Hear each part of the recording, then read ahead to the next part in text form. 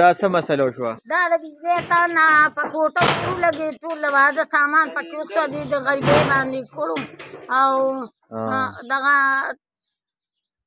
او دا ته په خپل کور کې اوسې که د کرۍ نه کور په دی؟ کرۍ کور کې اوسېږو، غریبانان یو داسې نشته، لا یې په قرض دار واده کړو او د واده سامان یې ټول وسوځېدله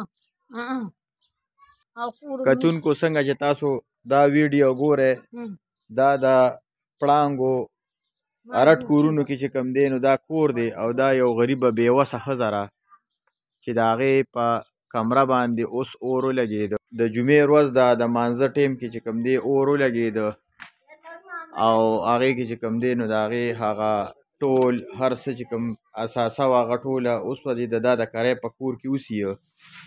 نو موږ د 430 شتمنو خلکو ته او دغه شانتې چې کوم دی فلاحي ادارې او د 430 انتظامیې ته اپیل کوو چې یاره د دې مرسته وشي او 11/22 ته دې کال کړو نو اور خو یې چې کوم دی قابو که. دا تاسو وینئ کوټه غونډه کوټې چت ناست دی او هغه د دې چې کومه یو ماشوم لی پروګرام کړو یو 8 میاشتې مخکې هغه ټول سامان پکې وسوځېده.